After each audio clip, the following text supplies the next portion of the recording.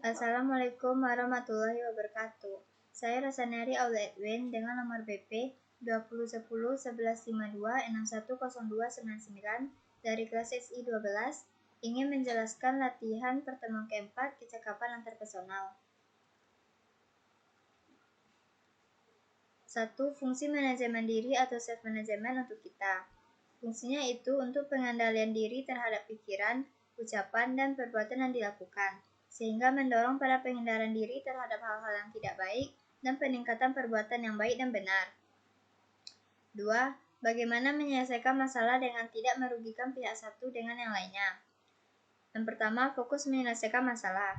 Langkah pertama dalam resolusi konflik adalah fokus untuk menyelesaikan masalah agar bisa diselesaikan secara damai. Jangan terpaku pada kemenangan dalam beradu argumen atau siapa yang paling benar. Hal tersebut hanya membuat konflik semakin sulit dihentikan. Yang kedua, mengendalikan emosi. Cobalah kendalikan emosi untuk mengatasi konflik. Cara mengatasi konflik selanjutnya adalah mengendalikan emosi untuk mencegah masalah semakin memburuk. Walaupun tidak mudah, bersikap tenang sangat penting untuk dilakukan supaya solusi dari persoalan bisa ditemukan tanpa dipengaruhi emosi. Yang ketiga, melakukan diskusi. Melakukan diskusi adalah bentuk penyelesaian konflik yang paling penting untuk dilakukan. Dengan menggunakan kepala dingin, kamu bisa mulai berdiskusi bersama pihak lain untuk menemukan solusi. Pilihlah tempat yang netral dan waktu yang tepat agar kedua pihak bisa merundingkan persoalan yang terjadi dengan baik. Dalam diskusi ini, kedua belah pihak dapat memaparkan sudut pandang dan keinginan masing-masing. Namun, pastikan komunikasi harus jelas dan tepat. Cara ini bukan hanya membantu mengatasi konflik, melainkan juga mencegah situasi serupa terjadi di masa depan. Yang keempat, mencoba saling memaafkan. Saling memaafkan menjadi salah satu langkah dalam menyelesaikan konflik. Penyelesaian konflik tidak mungkin terjadi jika kamu dan pihak lain tidak mau saling memaafkan. Cobalah lepaskan rasa kesal, dendam, dan amarah yang ada di dalam diri masing-masing. Meminta atau berilah maaf pada lawan tersebut sehingga konflik bisa benar-benar tuntas dan tidak terus berlarut. Yang kelima, menentukan kesepakatan bersama. Setelah mengutarakan sudut pandang masing-masing dan saling memaafkan, kedua pihak juga harus menentukan kesepakatan bersama. Tentukan kesepakatan yang adil dan tidak merugikan salah satu pihak saja. Kesepakatan ini bisa berkaitan dengan apa yang harus dilakukan atau diberikan untuk menyudahi persoalan yang ada. 3. Sebutkan dan jelaskan model pengambilan keputusan marginal dan keputusan rasional. Keputusan marginal. Biaya marginal atau marginal cost merupakan besarnya biaya tambahan yang dikeluarkan untuk menghasilkan tambahan satu unit barang.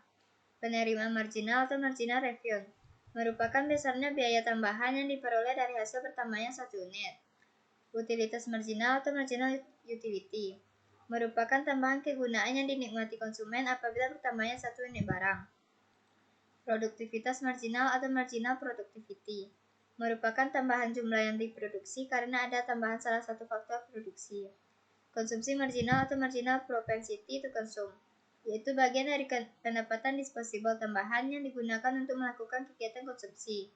Yang terakhir, saving marginal atau marginal propensity to save.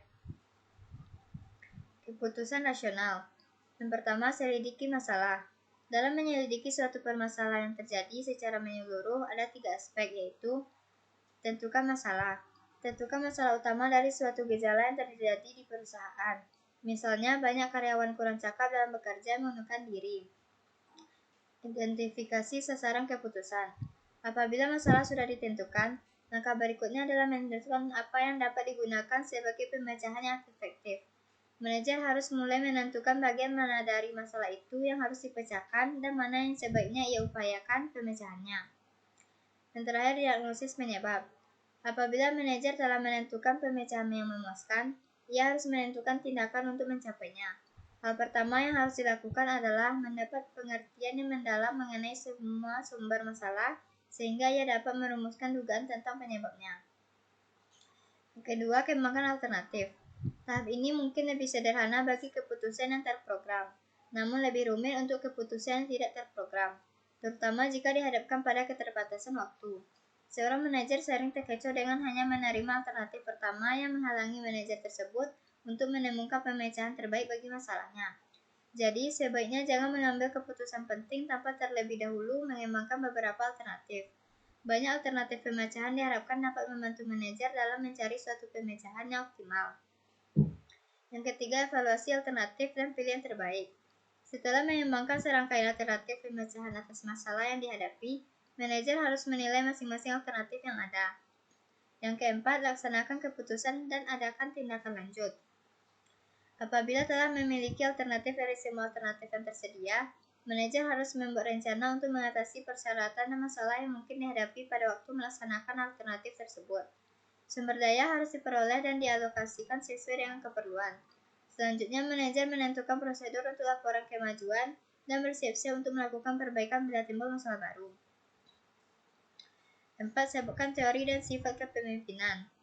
Teori-teori kepemimpinan. Teori sifat. Ada sejumlah sifat atau karakteristik tertentu yang berkaitan dengan keberhasilan dan kegagalan dari pemimpin. Teori perilaku. Aspek terpenting dari kepemimpinan bukan pada sifat atau karakteristik dari pemimpin, tetapi apa yang dilakukan pemimpin dalam berbagai situasi. Keberhasilan dari pemimpin tergantung pada gaya kepemimpinan yang diterapkannya. Teori situasional. Efektivitas dari kepemimpinan tidak hanya ditentukan oleh gaya kepemimpinan, tetapi juga ditentukan oleh situasi yang ada dalam kepemimpinan tersebut. Faktor situasi meliputi karakteristik dari kepemimpinan bawahan, sifat dari tugas, struktur kelompok, dan jenis penguatan. Yang terakhir, teori atribusi. Sifat kepemimpinan. Yang pertama, kompeten. Menunjukkan kompetensi kepemimpinan dalam mengambil keputusan yang tepat. Yang kedua, berwawasan ke depan. Dapat menetapkan tujuan secara menyeluruh, memiliki visi yang dapat dikomunikasikan dengan baik, dan kemudian dimiliki oleh seluruh anggota organisasi. Mempunyai gambaran bagaimana cara untuk meraih keberhasilan dan menetapkan prioritas berdasarkan nilai-nilai inti perusahaan. Yang ketiga, menginspirasi. Memperlihatkan kepercayaan diri dalam semua interaksi, memegang kendali, memiliki daya tahan, senantiasa berkomunikasi, memberikan inspirasi, dan memberdayakan para karyawan untuk terus berprestasi. Yang keempat, mengaktualisasi diri. Terus mengembangkan potensi diri dan mencari tantangan baru. Yang kelima, jujur dan rendah hati. Selalu bersikap tulus, rendah hati, dapat diandalkan, dan jujur dalam menjaga kepercayaan. Sekian dapat saya sampaikan. Jika ada salah-salah, mohon maaf. Wassalamualaikum warahmatullahi wabarakatuh.